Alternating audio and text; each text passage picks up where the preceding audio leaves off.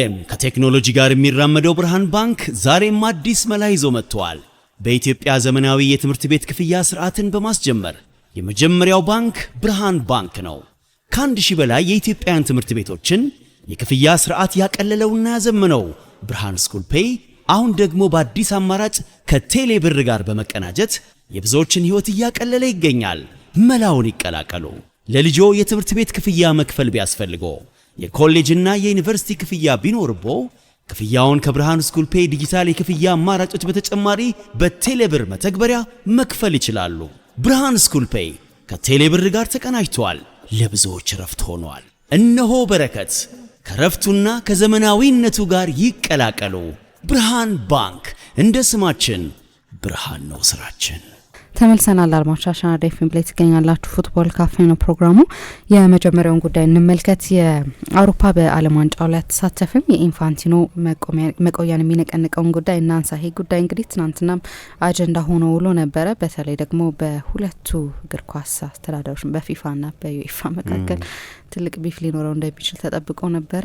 አሁን ሁሉም ነገር የተፋፋመ ይመስላል። እናንሳ ይሄን ጉዳይ። ሁሉም ነገር የተፋፋመ ይመስላል። ትላንትና ዩኤፋ የቨርቹዋል ሚቲንግ ነበረው። ትላንት ጠዋት በነበረን ዝግጅት ላይ ስናነሳ እንደነበረው ወዲያው አስቸኳይ ኤክስትራኦርዲነሪ ሚቲንግ ነበረው እና በዚህ ስብሰባ ላይ እያንዳንዱ መጀመሪያ አካባቢ ያልተጠበቀ፣ ምክንያቱም ቼኮቹ ወጥተው ወይም የቼኪያ በቅርብ ጊዜ በተሻሻለው ስሟ የፊፋን የጃኒ ኢንፋንቲኖን እቅድ እንደምትደግፍ ተናግራ ስለነበር ምናልባት ሁሉም ሰው ላይስማማ ይችላል የሚል ጥርጣሬ ነበር። ግን 55ቱም የዩኤፋ አባል ሀገራት ናቸው። ፊፋ ይህንን እቅዱን ይዞ ለመቀጠል እስከወሰነ ድረስ በዓለም ዋንጫና ፊፋ በሚያዘጋጃቸው የትኛዎቹም ውድድሮች ላይ አንሳተፍም ብለው የወሰኑት ያው ትልቁ የዓለም ዋንጫ ነው፣ የወንዶቹም የሴቶቹም።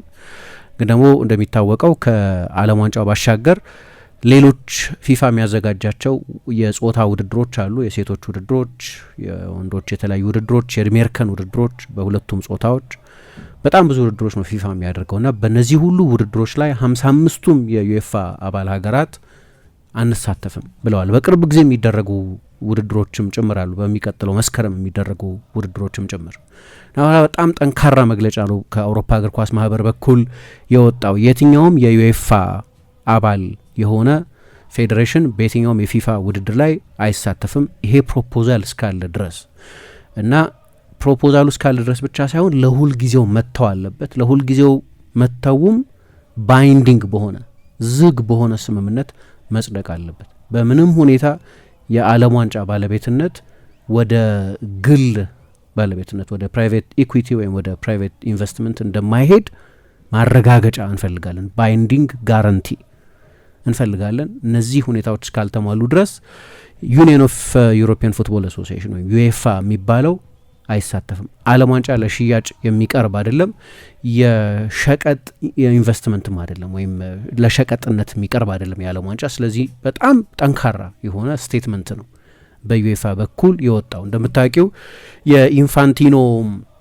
ይሄኛው ፕሮፖዛል ይፋ ከተደረገ በኋላ ሌሎች ሁለት ጠንካራ መልእክቶችም አውጥቶ ነበር። ግን ትላንትና ቴሌግራፍ አንድ ሪፖርት አውጥቶ ነበር። ከ55ቱ የፌዴሬሽን ወይም የዩኤፋ አባል ሀገራት የሆኑ ማህበራትና ፌዴሬሽኖች 30ዎቹ ተናግረዋል። በቨርቹዋል ሚቲንግ ላይ በጣም ብዙ የመናገር ፍላጎት ነበረ የኢንፋንቲኖን ይህንን አቋም ይህንን ፕሮፖዛል በመቃወም ማለት ነው። እና በኋላ ደግሞ በዚህኛው ከውይይታቸው በኋላ 55ቱም ሀገራት የተስማሙበት መሆኑ ከተገለጸ በኋላ የበለጠ ጠንከር ያለ ከመጀመሪያዎቹም መግለጫዎች የበለጠ የበረታ ስቴትመንትን ያወጣው የዓለም ዋንጫ እንደ ኢንቨስትመንት ፕሮዳክት ሊቀርብ አይችልም። ከእግር ኳስ ትልልቅ ሌጋሲዎች መካከል አንደኛው ነው። ወደ ትውልድ የተሸጋገረው በተጫዋቾች በብሔራዊ ቡድኖችና በእያንዳንዱ አህጉር ባሉ ደጋፊዎች ነው። ስለዚህ የትኛውም የዓለም ዋንጫ ክፍል መሸጥ የለበትም። እንደዚህ አይነት ፕሮፖዛል እስካለ ድረስ ግን በዓለም ዋንጫው አንሳተፍም የሚል በጣም ጠንካራ ስቴትመንት ትላንትና አውጥቷል። እንግዲህ የጃኒ ኢንፋንቲኖ ፕሮፖዛል የፊፋ ፎርዋርድ ኢንተርፕራይዝ የሚባል ማን እንደተመነው በግልጽ እስካሁን ድረስ ያልታወቀ የ20 ቢሊዮን ዶላር ተመን ወጥቶለት ከዚያ በኋላ ከዛ ውስጥ 20%ቱን ለግል ኢንቨስተር ለመሸጥ ወስነው ነው ይሄ አይነት ፕሮፖዛል መጀመሪያ ይፋ የተደረገው። 21% የሚሉ አሉ እና ለእያንዳንዱ የፊፋ አባል ሀገር ነው በኢንፋንቲኖ በተፈረመ የ4 ገጽ ደብዳቤ ከሴፕቴምበር 19 በፊት እዚህ ጉዳይ ላይ ድምጽ መስጠት አለባችሁ ያሉት እና ለ12 ዓመት ገደማ የሚቆይ እስከ 2038 የዓለም ዋንጫ ድረስ የሚቆይ 3 ምዕራፎች አሉት።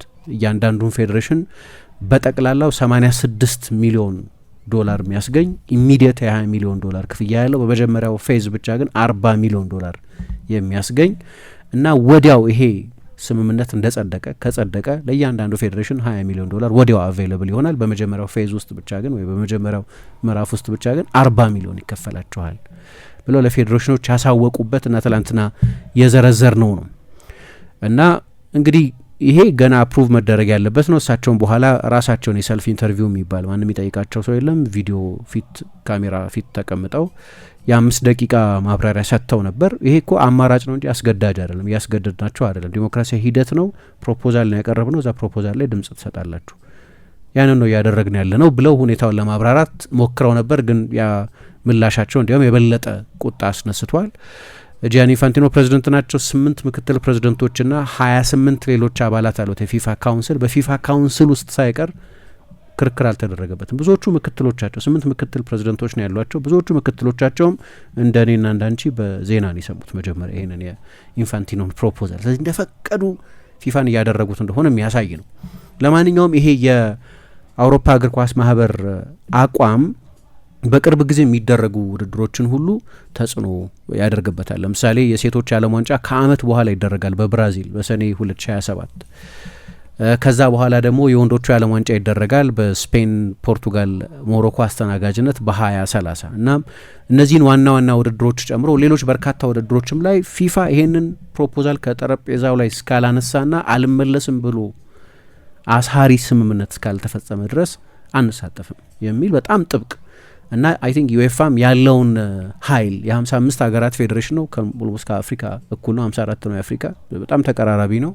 ምክንያቱም ዋን ሜምበር አሶሲዬሽን ዋን ቮት የሚል አሰራር ነው ያለው። ስለዚህ ሁሉም ሀገር በጣም ትልቅ የእግር ኳስ ሀገር ሊሆን ይችላል እንደ ብራዚል አይነት ወይም በጣም ከባድ ፖለቲካዊ ተጽዕኖ ያለው ሀገር ሊሆን ይችላል እንደ አሜሪካ አይነት፣ ግን በጣም ትንሽ ማይክሮ ስቴትስ የሚባሉ ትንንሽ ደሴቶችም ሊሆኑ ይችላሉ ጥቂት ህዝብ ብቻ የሚኖርባቸው። እነሱም ሁሉም ተመሳሳይ አንድ ድምጽ ነው ያላቸው እና ያው እንግዲህ ፊፋ ያንን የሁሉንም ሀገራት ድምጽ ግን ዩኤፋ ማለት የእግር ኳስ እምብርት ነው ማለት ይቻላል አውሮፓ እና በዚህ ምክንያት ያንን ስልጣኑን የፊፋን እጅ መጠምዘዝ እንደሚችል በማወቅ የያዘው ጥብቅ አቋም ይመስላል እና ቅድም ከጠቀስኳቸው ዋና ዋና ውድድሮች ባሻገር የፊታችን መስከረም በእነሱ አቆጣጠር ከሴፕቴምበር 5 ከ27 ድረስ በፖላንድ የዓለም ከ20 ዓመት በታች ውድድር ይደረጋል። 6 የአውሮፓ ብሔራዊ ቡድኖች ይሳተፋሉ። እንግዲህ ዛም ላይ አንሳተፍም ነው። ከወር በኋላ ደግሞ የሴቶች የዓለም ዋንጫ ፕሌይኦፍ ይደረጋል። በዛው ተመሳሳይ ወር የሴቶች ከ17 ዓመት በታች የዓለም ዋንጫ ይደረጋል። በጣም ብዙ የፊፋ ውድድሮች አሉ። በቅርብ ጊዜ የተጀመረው የዓለም የክለቦች ዋንጫ የሚባለው ውድድርን ጨምሮ ማለት ነው። ስለዚህ እነዚህን ሁሉ ውድድሮች አንሳተፍባቸውም የሚል በጣም ጠንካራ አቋም ያላቸው እሳቸው በ5 ደቂቃ የቪዲዮ የሰልፍ ኢንተርቪዋቸው ላይ ትላንት እንደጠቀስ ነው ይሄ ዲሞክራሲያዊ ሂደት ነው የፊፋ ባህሪያዊ ተፈጥሯዊ ቀጣዩ ስቴፕ ወይም ቀጣዩ ኤቮሉሽን ያስረዳን ነገር በጣም ትልቅ የኮሜርሻል ቫሊዩ እንዳለው የንግድ አቅም እንዳለው ነው። ይህንን የንግድ አቅም በመጠቀም በእያንዳንዱ የዓለም ጫፍ ያለ የእግር ኳስ ፌዴሬሽን በሁሉም የዓለም ጫፍ እግር ኳስን ለማሳደግ የሚሆን ተጨማሪ ፋይናንስ በውድድሩ ላይ ያለ ስልጣንን በምንም ሁኔታ አደጋ ውስጥ ባለማስገባት ማግኘት እንደሚቻል ተረድተናል። ስለዚህ ያንን ነው ለመጠቀም እየሞከርን ያለ ነው የሚል ብዙ ሰዎችን ያላሳመነ የ5 ደቂቃ ሰልፍ ኢንተርቪው ሌላ ኢንተርቪው የሚያደርጋቸው ጥያቄ የሚጠይቃቸው ሰው ስላላየሁ ማለት ነው የራስን ኢንተርቪው እንደማድረግ ልቁጠረው።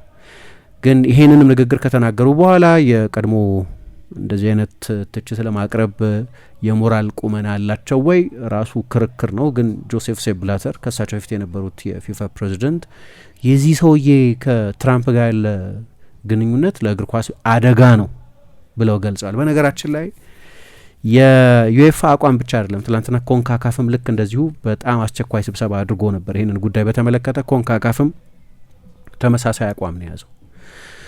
41 ሀገራት ነው ያሉበት ኮንካካፍ ውስጥ። ስለዚህ 55 ሲደመር 41 ብዙ ቁጥር ነው፣ 96 ማለት ነው። 211 ፌዴሬሽኖች ነው ያሉት።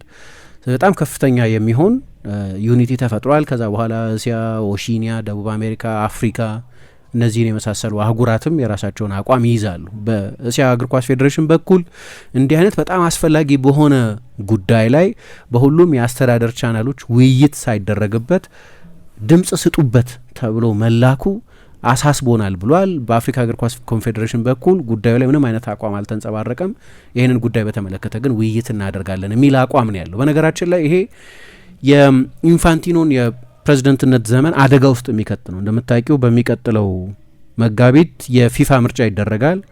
ምንም ተፎካካሪ ሳይኖራቸው የፊፋ ፕሬዝደንት ለመሆን ምርጫ ይደረጋል። ምንም ተፎካካሪ ሳይኖራቸው ልክ እንደ ባለፈው ምርጫ ሁሉ በጭብጨባ ይመረጣሉ ተብሎ ነው ይጠበቅ የነበረው። ምንም አይነት ኮንቴስት የሚያደርጋቸው ሰው የለም።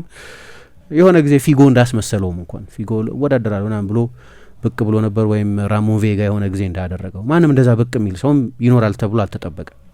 አሁን ግን ዩኤፋ ሰው ሰጀስት ለማድረግ ወይም ሰው ለማዘጋጀት ሁሉ ፍላጎት አለው የሚል ሪፖርት ወጥቷል።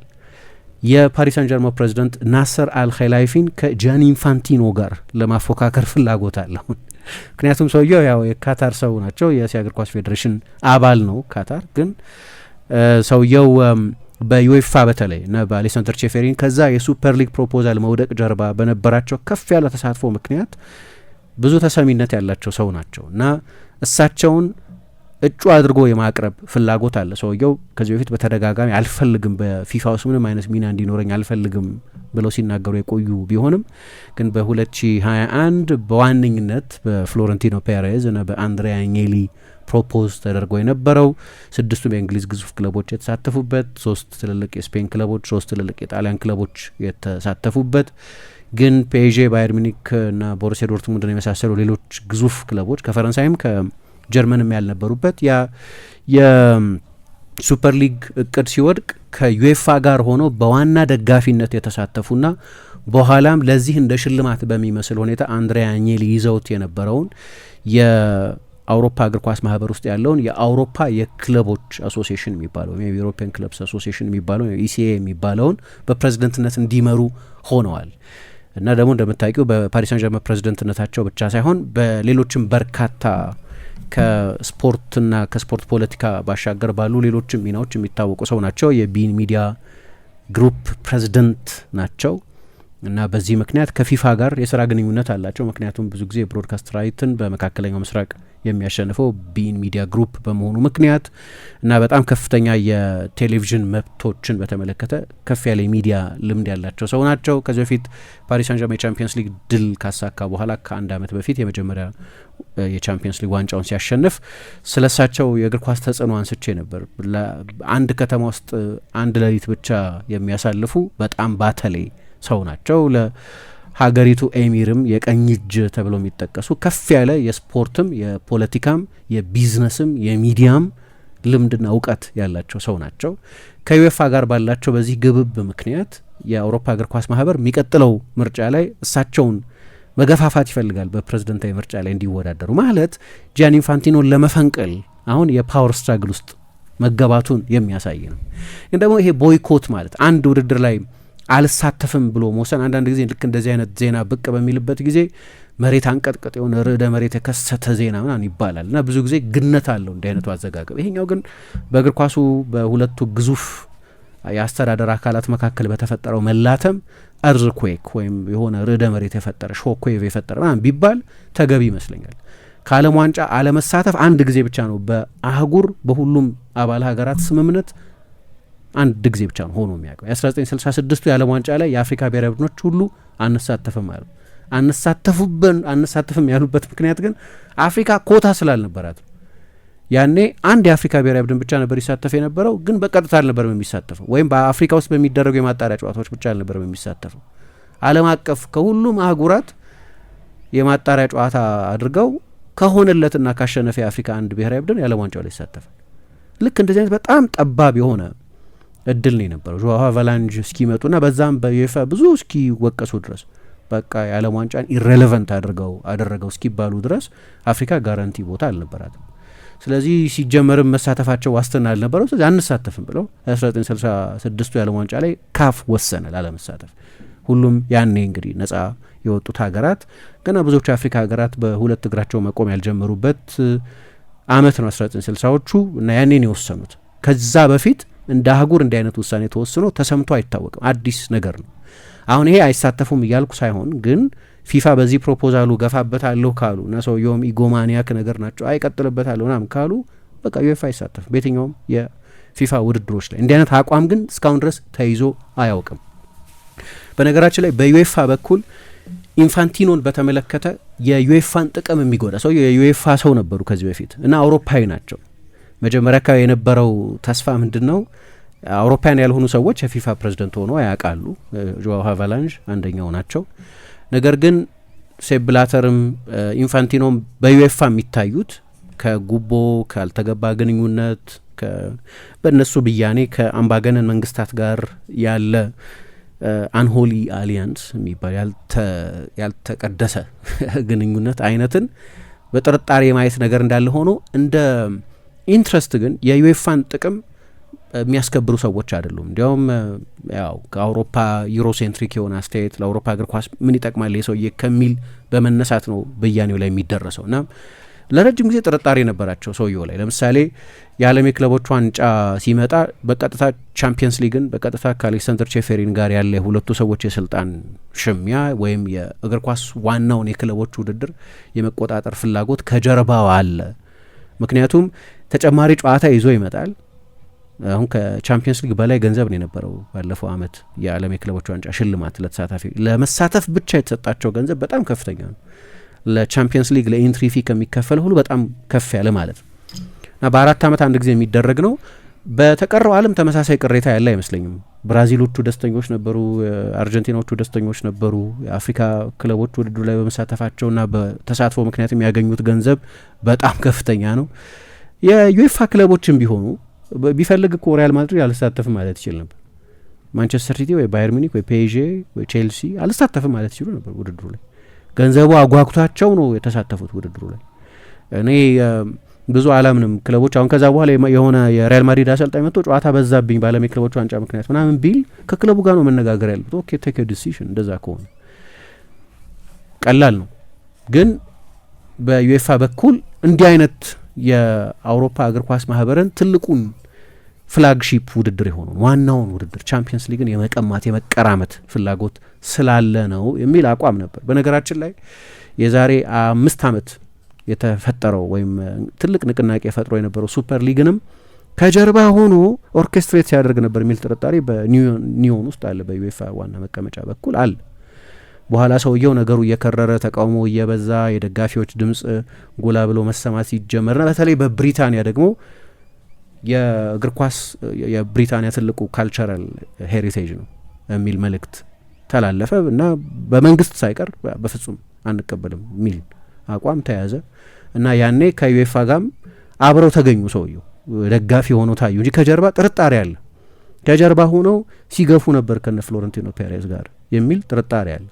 አነው ጥርጣሬውን ያባባሰው ትላንትና ነው ባንኩን ሳምታታ ነበር። ጄፒ ሞርጋን የሚባል ባንክ ነው። ያኔ ግን ጎልድማን ሳክስ ነው። ጎልድማን ሳክስ ሲቪሲ የሚባል በላሊጋ ሪያል ማድሪድ ብቻ መሰለኝ ያልተፈራረመበት አንድ ስምምነት አለ እና እዛ ስምምነት ውስጥ የነበረ ነው። ከዛ ጋር መሰለኝ አምታታው። ጄፒ ሞርጋን ግን አሁንም ይህንን ቴክ ኦቨር ይህንን የድርሻ ሽያጭ ፋሲሊቴት ያደረገ ያቀላጠፈ ወይ ለማቀላጠፍ የተስማማ ለወራት ከኢንፋንቲኖና ከሳቸው የቅርብ ሰዎች ጋር ሲነጋገር የቆየ ኢንቨስተር የሚያፈላልግ የተባለ ትልቅ የአሜሪካ ባንክ ነው። የዛሬ 5 አመትም ግን ከነ ፔሬዝ ጋር ሲሰራ የነበረውና ወዲያው የ10 ቢሊዮን ዩሮ አክሰስ ለነዚህ ክለቦች ይኖራል እና በዩኤፋም በፕሪሚየር ሊግም በላሊጋ ምናምን ከሚደረግ ውድድር በስንት የበለጠ እጥፍ ገንዘብ ክለቦቹን ያስገኝላቸዋል የተባለ ፕሮፖዛል ሲቀርብ ዋናው ፋይናንሰር የነበረው ጄፒ ሞርጋን እና እነዚህን ነጥቦችም በማገናኘት በማገጣጠም ሰውየው አረ ያኔም እውነት ነበር ማለት ነው እንዲባል አድርጎታል። በነገራችን ላይ ዩኤፋ በአንዳንድ ጉዳዮች ላይ በሞራል በምግባር በኤቲክስ ጉዳዮችም ላይ በቅርብ ጊዜ ያሳያቸው ልዩነቶች ነበሩ ከፊፋ ጋር። ለምሳሌ ኦማር አብዱልካዲር አርታን የሚባለው ሶማሊያ አርቢትር ከአሜሪካ ዲፖርት ከተደረገ በኋላ ወደ አሜሪካ እንዳይገባ ከተከለከለ በኋላ በፊፋ በኩል አባንደን ተደርጓል፣ ተትቷል ሰውየው። ምንም እሱ ለመከላከል የወጣ ስቴትመንት አልነበረም። እያንዳንዱ ሀገር የየራሱ የኢሚግሬሽን ህግ አለው፣ ፊፋ ደግሞ እዛ ውስጥ ጣልቃ አይገባም የሚል ስለሆነው ነገር አያገባኝም። በቃ አሜሪካኖቹ የራሳቸው የኢሚግሬሽን ህግ አላቸው፣ የፈለጉትን ማስገባት የፈለጉትን አለማስገባት ይችላሉ የሚል እንጂ ይሄ የኔ አርቢትር ነው። የዓለም ዋንጫን የሚያስተናግድ ሀገር ደግሞ የሚታወቅ ክሪሚናል ሪከርድ ከሌለበት በስተቀር የወንጀል ሪከርድ ከሌለበት በስተቀር ራሳቸው ተናግረው ስለ የዓለም ዋንጫን አስተናግዳለሁ ብሎ እየመረጡ ሰው ማስገባት አይቻልም። ክፍት መሆን አለበት። በተለይ ደግሞ ለፊፋ ሰዎች ውድድሩን የሚዳኝ ሰው ነው ይሄ ሰው። የአፍሪካ ምርጥ አርቢትር ተብሎ የተመረጠ ነው። በኋላ ይሄንን ዩኤፋ አየና የዩኤፋ ውድድር እንዲዳኝ ተመረጠ። የትኛው ውድድር እንደሆነ አላውቅም። የሆነ ጨዋታ ይዳኛል መጥቶ። አሁን ይሄ ከፊፋ ጋር ያለን ተቃርኖ ለማሳየት ተብሎ ነው በዩኤፋ በኩል በጊዜው የተደረገው እና በሁለቱ ተቋማት መካከል ረጅም ጊዜ የቆየ ልዩነት ነው። የዓለም ዋንጫን ያለ አውሮፓ ሀገራት ደግሞ ማሰብ አይቻልም። ከ23ቱ ውድድሮች 13ቱን ያሸነፉ ናቸው። ካለፉት 10 ውድድሮች 7ቱን ያሸነፉ ናቸው። ካለፉት 6 ውድድሮች 5ቱን ያሸነፉ ናቸው። በዚህኛው የዓለም ዋንጫ ከ4ቱ የግማሽ ፍጻሜ ተፋላሚዎች 3ቱ ከአውሮፓ ናቸው ከአርጀንቲና በስተቀር። ከሩብ ፍጻሜ 8 ተጋጣሚዎች 6ቱ የዩኤፋ ሀገራት ነበሩ። ስለዚህ ያለ ዩኤፋና ያለነ እንግሊዝ፣ ያለነ ፈረንሳይ፣ ያለነ ጀርመን፣ ያለነ ስፔን፣ ያለነ ፖርቱጋል የዓለም ዋንጫን ማሰብ አይቻልም። ይሄንን ፓወር ደግሞ ያውቀዋል ዩኤፋ። ምንም እንኳ እያንዳንዱ ሜምበር አሶሲዬሽን አንድ ድምጽ ቢሆንም ያለው ነገር ግን ካፒታሊዝም ሌላ መልክ አለው፣ ቪሸስ ነው። ካፒታሊዝም ገንዘብ ወዳለበት ነው የሚያደለው እና የዓለም የእግር ኳስ የገንዘብ መንቀሳቀሻ ደግሞ አውሮፓ ነው። ያንን ፓወር ያውቁታል። ያ ደንበኛ የካፒታል ግሪድ ነው።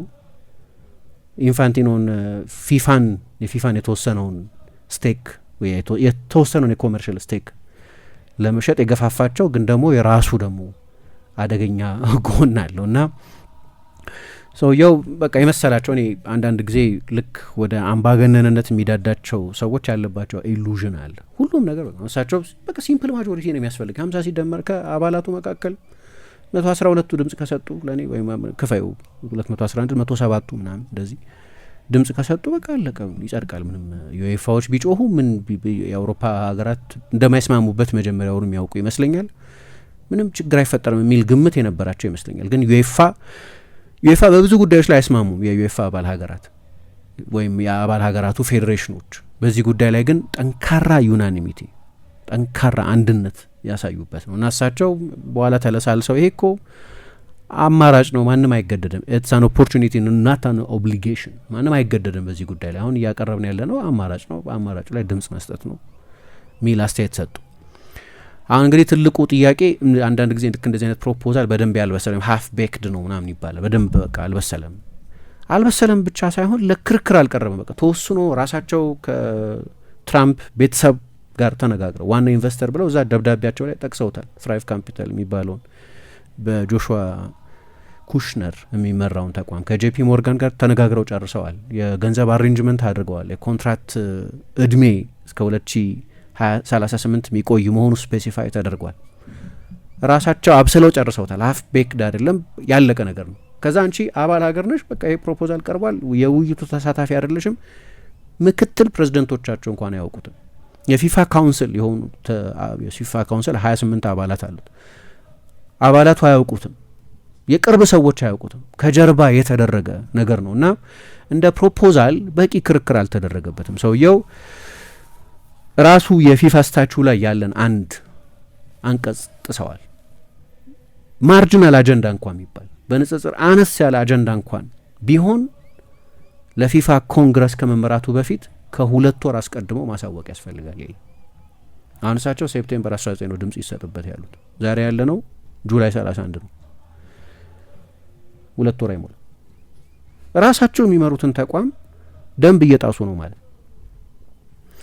ከዛ ግሪድ የተነሳ ከዛ መስገብገብ የተነሳ ያለ ጥሰት ነው እና ይሄ ፊፋ አዲስ አቋቁሞ ያለው ካምፓኒ ፊፋ ፎርዋርድ ኢንተርፕራይዝ ወይም ኤፍኤፍኢ የተባለው ካምፓኒን እንግዲህ አሁን እሳቸው በገንዘብ ለማጠብ ነው ትንንሾቹን ፌዴሬሽኖች ወይ ማይክሮ ስቴትስ የሚባል ይሄ ገንዘብ የሚያጓጓቸው ነው። የመጀመሪያ ፔመንት $20 ሚሊዮን ኢማጅን ለዩኤፋ ምንም አይደለም። ትላንትና እንዳልነው ለእንግሊዝ ኤፍኤ ምንም አይደለም 20 ሚሊዮን፣ ለፈረንሳይ ኤፍኤ ወይ ለስፔን ኤፍኤ ወይ ለጣሊያን ወይ ለጀርመን ለትልልቆቹ ሀገራት ለአውሮፓዎቹ ትልልቆቹ የእግር ኳስ ሀገራት $20 ሚሊዮን እጅ የሚያስጠመዝዝ አይደለም። ለብዙ ድሀ ለሆኑት የእግር ኳስ የፊፋ የፌዴሬሽን የፊፋ አባላት ለሆኑት ግን ለረጅም ጊዜ ምን ማለት ነው ይሄ ምናምን የሚለው ጉዳይ ላይ አሁን ጥሩ ነው መጥፎ ነው ሌላ ክርክር ሆኖ ግን ክርክር እንዲደረግም እድል አልተሰጠም። በቃ የውሳኔ ሀሳብ ነው የቀረበው እና ምንም አይነት ዲቴይል አልቀረበም። ምንድነው ይሄ ፕሮዜን አልቲመተም ይባላል። በቃ እና ድምጽ ተሰጥበታል ይሄ የሚል ሁለት አማራጭ ብቻ የቀረበበት ነው የነበረው እና ለዛ ነው አንዳንዶች አሁን የኤስያ እግር ኳስ ፌዴሬሽን እንደዚህ በጣም ወሳኝ በሆነ ጉዳይ ላይ እንዲያው በገቨርነንስ ቻነልስ በኩል በአስተዳደር በኩል በውስጥ በኩል እንኳን ምን ታስባላችሁ በዚህ ጉዳይ ላይ በሚል እንደ ሜምበር አሶሲዬሽን እንደ ኮንፌዴሬሽን እንኳን አትሊስት እንደ ኮንፌዴሬሽን እንኳን ምን ታስባላችሁ የሚል ምንም አይነት ኮሚኒኬሽን አልነበረም። በቃ ቀጥታ ከላይ የመጣ የተጫነ እና ድምጽ ስጡበት ባትሰጡትና ቢጸድቅ ኪሳራ አለው የሚል ማስፈራሪያ ጭምር ያለበት የሚመስል እና አሁን የ4 ገጽ ቁንጽል እንዲህ አይነት በጣም ትልቅ ፕሮፖዛል ሆኖ የ4 ገጽ ቁንጽል የመጀመሪያው ሀተታ ራሱን የማውደስ ሀተታ የነበረበት በኋላ ወደ ነገሩ ስር ከተገባም በኋላ በጣም አነስተኛ ልክ እንዲህ አይነት ትልቅ ፕሮፖዛል ሲሆን ክሬዲብል ዲቴይል የሚባላል ዝርዝር የሚታመን ለምን ወደ እንደዚህ አይነት አቋም መሄድ እንዳስፈለገ መነሻና መድረሻውን ዘርዝሮ የሚያቀርብ ዝርዝር ጉዳይ አልነበረው። ቀጥታ ወደ ጉዳዩ እና ወደ ድምጽ መስጠቱ በዚህ ይሄን ያህል ጊዜ ያላችሁ በዚህ ጊዜ ውስጥ አጢኑትና ድምጽ ስጡ። በሲምፕል ማጆሪቲ ወይ ያልፋል ወይ ይጸድቃል። ከጸደቀ እንደዚህ አይነት ታገኛላችሁ። ትላንትና የዘረዘር ናቸው ሂደቶች የተካተቱበት እንጂ የነሱ የኮንፌዴሬሽኖቹ ሰዎች ወይም ኮንፌዴሬሽኖቹ ራሳቸው ያላቸው ኦፒኒየን አልታየም። በኋላ እንዲያውም በቀጣዮቹ ቀናት የበለጡ ዶክሜንቶችን እናዘጋጃለን እና እንልክላቸዋለን ፕሮፖዛሉን በተመለከተ የበለጠ ዝርዝር ይኖራቸዋል የሚል ነበር እና እንደዚህ አይነት ፕሮጀክት ደግሞ ወይም እንደዚህ አይነት ፕሮፖዛል ምሳ መገመት እንደምትችሉ በአንድ ሌሊት የሚበስል አይደለም። ለወራት ከነ ትራምፕ ጋር ሲነጋገሩበት የቆዩበት ጉዳይ መሆኑ ግልጽ ነው። ለወራት እና በኋላ ስትሰሚ ብዙዎቹ ፌዴሬሽኖች የፊፋ ካውንስል አባላት ምክትል ፕሬዚደንቶቻቸው ምናምን ሁሉ ከሚዲያ ነው የሰሙት ሲባል በጣም ምንድነው ከጀርባ ደባ ያለው የሚመስል ሲኒስተር የሚመስል ነው። ጆሹዋ ኩሽነር ደግሞ ማንነቱ ነው በጣም አሳሳቢ። እንዴት እንደዚህ አይነት አካሄድ እንደሚሄዱ መረዳት ያቅተኛል። አንዳንድ ጊዜ የሆነ ብልጣብልጥ ሌብነት የሚል የለበት። ትራይቭ ካፒታል የሚባል አለ ሆልዲንግ ካምፓኒ ከትላንትና እንዳነሳሁት የጆሹዋ ኩሽነር ሲኢኦ የሆነበት ጆሹዋ ኩሽነር ደግሞ የትራምፕ አማች ወንድም ነው፣ የጃሬድ ኩሽነር ወንድም ነው እና ዝም ብለሽ አንድ ፍሮንት ላይን ዶክሜንተሪ ላይ ገብተሽ ብታይ ደስ ይለኛል።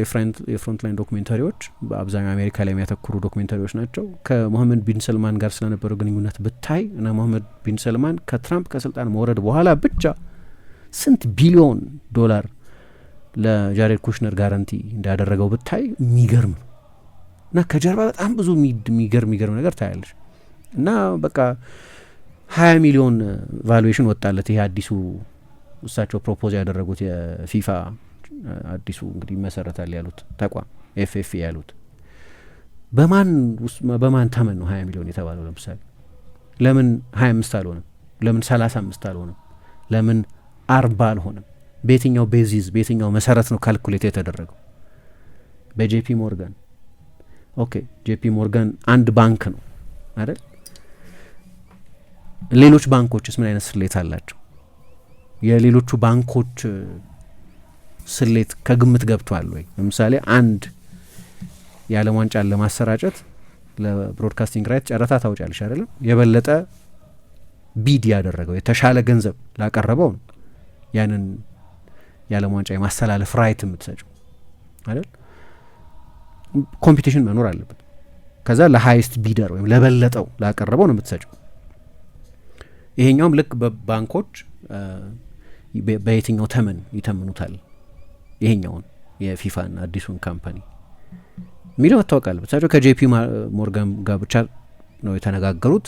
አሁን እንዳልኩት ነው ዲው ፕሮሰሱ ምናምን የሚታወቅ ነገር እንዴት እዚህ ደረሱ ነው የሚለው በዝግ ከጀርባ ሆኖ ያደረጉት ስለሆነ እና ትላንትና ደግሞ እንዳነሳ ነው እንደዚህ በሆነ ቁጥር ሌላ ነገር ለማሰብ ያስቸግረኛል። አንዳንድ ጊዜ ለጠቅላላው እግር ኳስ ይጠቅማል ምናምን ብለሽ የምታምኝባቸው ነገሮች ይኖሩ ይሆናል። ይሄኛው ግን ከስግብግብነት ከካፒታሊዝም እና ምናልባት ሰው አሁን 6 ሚሊዮን ነው የሚያገኙት በአመት በጣም ከፍተኛ ተከፋይ ናቸው። 6 ሚሊዮን ለአንድ አስተዳዳሪ ለፊፋ ፕሬዚደንት በተለይ ደግሞ ለትርፍ ላልተቋቋመ ተቋም በጣም ከፍተኛ ነው። ግን የኤንኤፍኤሉን ኮሚሽነር ሳያዩ አልቀሩም። ለዛ ነው ትላንትና 64 ሚሊዮን የሚከፈላቸው የኤንኤፍኤል ከዛ አሜሪካ አካባቢ ሄዱ። በደንበኛ የሰሜን አሜሪካ ኮንሰፕት ነው። የፊፋ ራሳቸው ሰውየው አብዛኛውን ጊዜ ማያሚ ውስጥ ነው የሚያሳልፉት። ማያሚ ውስጥ የፊፋ ኦፊስ ተከፍቷል እንደሚታወቀው እና ብዙ ጊዜያቸውን እዛ ያጠፋሉ። እያዩ የአሜሪካ ስፖርት እንዴት እንደሚሰራ እያዩ ለራሳቸው የተመኙት ይመስላል አንዳንዱን ነገር። ሌላ ሎጂክ ሊቀርብም ይችላል። ፊፋ በአንገብጋቢ ገንዘብ የሚያስፈልገውና የአውትሳይድ ኢንቨስትመንት የሚፈልግበት ሁኔታ ላይ ያለ አይመስልም። ይህን ያህል ቢሊዮን አተረፍኩ እኮ ነው የሚለው። ሪዘርቭ ብቻ ለኮንቲንጀንሲ ተብሎ 3 ቢሊዮን ዶላር ያለው አሁን 3 ቢሊዮን ዶላሩን ዛሬ ተነስቶ ለሁሉም ፌዴሬሽኖች ይሰጣሉ። 20 ሚሊዮን ምናምን ይደርሳሉ። በጣም ሀብታም ነው ፊፋ። ለምን እንደዚህ አይነት ነገሮች እንዳስገባቸው ይሄ ትልቅ እንደዚህ አይነት የቢዝነስ ፕላን ውስጥ የሚያስገባቸው ምክንያት በተለይ ደግሞ በእንደዚህ በህቡ በሚመስል ሁኔታ በጣም በሚያስገፋ ሁኔታ የተደረገ መሆኑ በጣም አስገራሚ ነው። ራሳቸው ደብዳቤያቸው ላይ ለሁሉም ፌዴሬሽኖች የጻፉት ደብዳቤ ላይ በጥንቃቄ በተመረጡ ማን የሚመርጠው ፊፋን ማንም አያምንም እኮ ፊፋን እሳቸው ስሙን ያጸዱታል የሚል ተስፋ ነበር። አሁን ከብላተርም ዘመን የከፋ ስም ነው ያለው ፊፋ። አሁን ማንም አያምናቸው፣ ግን እሳቸው በጥንቃቄ ኬርፉሊ ሴሌክትድ ለሆነ ኢንቨስትመንት እንትን የሚሰጠው ብለው ጠቅሰውታል ትራይቭ ካፒታልን። ከዛ በኋላ የተቀሩትን ድርሻዎች ለሌሎች ዓለም አቀፍ ለሆኑ ሌሎች ካምፓኒዎችም ስቴክ የመግዛት እድል ይሰጣል። ይሄ ማንም አያምናቸውም። ፊፋ የሚታመን ተቋም አይደለም እና ብዙ ግልጽ ያልሆኑ ነገሮች አሉት። ከዛ ፕራይቬት ኢንቨስተር ወደ ውስጥ ሲገባ ለምሳሌ ለፊፋ የታክስ ኢምፕሊኬሽኑ ምንድን ነው? ለምሳሌ አሁን በስዊዘርላንድ ሲመዘገብ መጀመሪያ ፊፋ ነን ፕሮፊት ኦርጋናይዜሽን ተብሎ ለትርፍ ያልተቋቋመ ተቋም ተብሎ ስለሆነ ፌቨራብል ታክስ ኮንዲሽንስ በጣም አነስተኛ ታክስ ከከፈለ የሚከፍል ግን አሁን ልክ እንደዚህ የካፒታል ኢንቨስትመንት በምትጋብዥበት ጊዜ ያ መቀየር አለበት። ለትርፍ ያልተቋቋመ ተቋም ምናምን ልትይዋት እሺ በቃ እግር ኳስ ለማሳደግ ምናምን ብቻ ምናምን የተባለ ብቻ ሊባል አይችልም። ክርክር አለ አሁን ራሱ በቃ ትርፍ ላይ ያለው ኦብሰሽንን በተመለከተ እሱም አንድ ጥያቄ ነው። ከዛ ምንድነው ግዴታቸው እነዛ የሚመጡት ኢንቨስተሮች ምንድነው ያላቸው መብት? ማንም ምንም ያብራራው ነገር የለም። በገንዘብ እናጥባቸዋለን ይፈሳል ከላይ በቃ ምናምን እና ድምጽ ስጡ የሚል ነው እንጂ ያው ዞሮ ዞሮም አላማቸው የበለጠ ገንዘብ ማግኘት ነው። ማን ነው የሚያገኘው አይታወቅም። አሁን አንዱ እንግዲህ ትልቁ ክርክር ሲምፕል ማጆሪቲ ብቻማ አይበቃም ከዚህ በኋላ እንዲያውም የህግ ያካሄድ ለውጥ ሁሉ ያስፈልጓል። ሲምፕል ማጆሪቲ 50 ሲደመር አንድ ብቻ አይበቃም፣ 75% መስማማት አለበት ወይ 2/3 መስማማት አለበት የሚል አቋም ያላቸው አሁን 3/4 ነው የሚሆነው 75 2/3 አትሊስት መስማማት አለበት የሚሉ ሰዎች አሉ። አብሶሉት ማጆሪቲ የሚባለው ያስፈልጋል፣ ሲምፕል ማጆሪቲ አይበቃም። እና ምክንያቱም ደግሞ አሁን አንዳንዱ ክርክር አንዳንዶቹ የፊፋ አባል ሀገራት የሚባሉ እንደ ጓም እንደ ቫኑዋቱ አይነት ሀገራትም ጭምር ለነ ቫኑዋቱ ይሄ ገንዘብ በጣም ከፍተኛ ነው።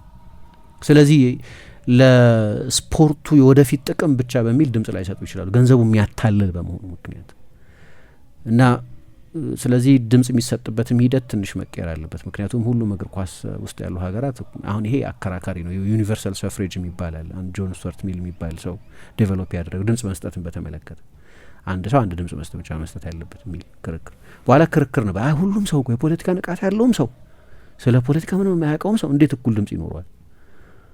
ምክንያቱም የፖለቲካ ንቃት የሌለው ሰው ማኒፑሌት ይደረጋል በቀላሉ ግራ ቀኝ ለማየት ምናምን እድል የለውም። እና አንድ ሰው ሁለት ድምጽ ሊሰጠው የሚያስፈልግ ኤሊት ኢንቴሌክቹዋል ምናምን አለ የሚል ክርክር የሚያቀርቡ ሰዎች ነበሩ። ይሄ 19ኛው መቶ ክፍለ ዘመን ላይ የነበረ ክርክር ነው። ይሄ ለረጅም ጊዜ ሴቶች አይመርጡም። ለምሳሌ በአሜሪካ በ20ኛው ክፍለ ዘመን ነው ሴቶች መምረጥ የጀመሩት፣ ጥቁሮች መምረጥ የጀመሩት። የመምረጥ ሂደት ዴሞክራሲያዊ መብት በረጅም ጊዜ ፕሮሰስ ክርክር የተደረገበት ሌላ ኮንሰፕት ነው። ዩኒቨርሲቲ ውስጥ ሲፎሎጂ የሚል አንድ ኮርስ ወስጄ ነበር፣ ኤሌክሽን ስተዲስ የሚባል። ዛሬ ብዙ እንትን ታያለሽ፣ ራሱ ፍሎውን ምኑን ታይበታለሽ። መጨረሻ ላይ ግን የዩኒቨርሳል ሰፍሬጅ ሁሉም ሰው እኩል አንድ ድምጽ ሊኖር ያስፈልጋል የሚል ቲዎሪ መጣ ማለት ነው። እና ሌላም አሪስቶትልም መሰለኝ ይከራከራል። ለምሳሌ አንድ ፖሊት ውስጥ በጣም የተወሰነው ሰው ብቻ ነው በፖለቲካዊ ጉዳዮች ላይ አስተያየት መስጠት ያለበት፣ ምክንያቱም የተቀረው ሰው ፖለቲካዊ ንቃት የለውም ና የሚል ክርክር ያቀርባል። አሁን እንደዛ ዲግሬድ ማድረግ አያስፈልግም እነ ቫኑዋቱን ምናምን። ግን ትልቁ ችግር ምንድን ነው? አንድ ሀገር አንድ አባል ሀገር አንድ ሜምበር አሶሲዬሽን አንድ ድምጽ ነው ያለው የሚለው አንዳንድ ጊዜ ፍሎ ሊኖረው ይችላል። አሁን ሌላ ነገር ይሁን ማለት አይደለም፣ ግን በእንደዚህ አይነት ጉዳይ ላይ ይሄ ገንዘብ በገንዘብነቱ ብቻ አታሏቸው በጣም ከፍተኛ በመሆኑ ለአንዳንዶቹ ሀገራት ለረጅም ጊዜ ለፊፋ ምን ማለት ነው የሚለውን ሳያጤኑ ሰውየው እነዚህን ሀገራት በገንዘብ ብቻ ሊገዟቸው ይችላሉ ማለት ነው። እንግዲህ የኢንትረስት ጉዳይ ለምሳሌ በቅርብ ጊዜ በርናርድ ኑንደሮፍ የሚባሉ የጀርመን ነገር የዲኤፍፒ ፕሬዚደንት አሉ እና ሰውየው በጣም ይተቻሉ ጀርመን ውስጥ። ይሄ ብዙ በነገራችን ላይ ብዙ የዩኤፋ ፕሬዚደንቶች ናቸው የሚተቹት። ምክንያቱም ብዙ ከ28ቱ የፊፋ የካውንስል አባላት ብዙዎቹ የዩኤፋ ሰዎች ናቸው እና ኢንፋንቲኖ የሚያደርጉት ነገር ብዙ ጊዜ የሚታጀው በሚዲያ ነው እንጂ በእነዚህ ሰዎች ለየት ያሉት የኖርዌይ እግር ኳስ ፌዴሬሽን ፕሬዚደንት ብቻ ናቸው። ከዚህ በፊት እንዳነሳ ነው ያኔ የኢራን ጉዳይ ላይ እንዳነሳ ነው። ምክንያቱም ተጋበዙ፣ ለምን እንደተጋበዙ አይታወቅም ምናምን ሄዱ። ከዛ እዛ መድረክ ላይ ቁጭ ብለው ለዶናልድ ትራምፕ የፊፋ ፒስ ፕራይስ ይሰጣቸው አዩ። አልተነገራቸውም ሰዎቹ እና ፊፋ አሁን ከዓለም ዋንጫው በኋላ ፊፋ ላይ ክስ አቅርቧል የኖርዌይ እግር ኳስ ፌዴሬሽን በእኛ ስም በአባል ሀገራቱ ስም ማንም ያልተስማማበትን አምጥተው ከ11 ቀን በኋላ ጦርነት ለጀመረ ሰው ከ11 ቀን በኋላ ኢራን ላይ ጦርነት የከፈቱት ሰው ቁጣ አለ። ሊዛ ክላቬነስ ይባላሉ። ሌሎቹ ግን አይናገሩም እስካሁን ድረስ የዩኤፋ ሰዎችም ቢሆኑ፣ ምክንያቱም ለነሱ የሚጠቅማቸውን ያንን ፕሬስ ፕሪቪሌጅ ይፈልጉታል የፊፋ ካውንስል አባል መሆን። አንዳንዶቹ ደግሞ የፊፋን ውድድሮች የማስተናገድ ፍላጎት ያላቸው የዓለም ዋንጫዎች የወንዶቹም የሴቶቹም ሌሎች የፊፋ ውድድሮችን የማስተናገድ ፍላጎት ስላላቸው ከኢንፋንቲኖ ጋር ፊት ለፊት የምንላተም ከሆነ እነዚህን ውድድሮች የማስተናገድ እድል እናጣለን የሚል ፍርሃት ያላቸው አሉ። ለዚህ ነው አሁን የፎላሪን ባሎጉን ቀይ ካርድ በዶናልድ ትራምፕ ስልክ ብቻ መነሳቱ እንዲፈጠር የተጠበቀውን ያህል አውትሬጅ ያልፈጠረው በዩኤፋ በኩል ጥንቃቄ የማድረግ ነገር ነበር። ግን መጨረሻ ላይ አሁን ችኛዋ ወደ መጨረሻዋ ነጥብ ላይ ስትደረስ ግን አንድም የተቃወመ ሰው ሳይኖር ኖ ዲሰንቲንግ ቮይስ ነው የተባለው። ማንም የተቃወመ የለም። 55ቱም አብረው ሆነው ነው ይሄንን ውሳኔ የወሰኑት እና 30 ፌዴሬሽኖች እንዲያውም ተናግረዋል። እኔ ልናገር እያሉ በቪዲዮ ኮል ማለት ነው። እና ስለዚህ ሰውየው አሁን በጣም አደገኛ ቀጠና ውስጥ የደረሱ ይመስላል። ሳይወዱ በግድ ልክ ሱፐር ሊግ እንደታጠፈው ማለት ነው ይኛውም ይታጠፋል። ምንም ጥያቄ የለውም። አሁን ባሉበት ሁኔታ ዩኤፋ የሌለበትን የፊፋ ውድድር ማሰብ አትችልም እና ካፒታሊዝም እንደዛም ይሰራል ማለት ነው። ሁሌም ከቴክኖሎጂ ጋር የሚራመደው ብርሃን ባንክ ዛሬም አዲስ መላ ይዞ መጥቷል። በኢትዮጵያ ዘመናዊ የትምህርት ቤት ክፍያ ስርዓትን በማስጀመር የመጀመሪያው ባንክ ብርሃን ባንክ ነው። ከ1000 በላይ የኢትዮጵያውያን ትምህርት ቤቶችን የክፍያ ስርዓት ያቀለለውና ያዘመነው ብርሃን ስኩል ፔይ አሁን ደግሞ በአዲስ አማራጭ ከቴሌ ብር ጋር በመቀናጀት የብዙዎችን ሕይወት እያቀለለ ይገኛል። መላውን ይቀላቀሉ። ለልጆ የትምህርት ቤት ክፍያ መክፈል ቢያስፈልጎ፣ የኮሌጅና የዩኒቨርሲቲ ክፍያ ቢኖርቦ ክፍያውን ከብርሃን ስኩል ፔይ ዲጂታል የክፍያ አማራጮች በተጨማሪ በቴሌ ብር መተግበሪያ መክፈል ይችላሉ። ብርሃን ስኩል ፔይ ከቴሌ ብር ጋር ተቀናጅቷል። ለብዙዎች ረፍት ሆኗል። እነሆ በረከት ከረፍቱና ከዘመናዊነቱ ጋር ይቀላቀሉ። ብርሃን ባንክ እንደ ስማችን ብርሃን ነው ስራችን።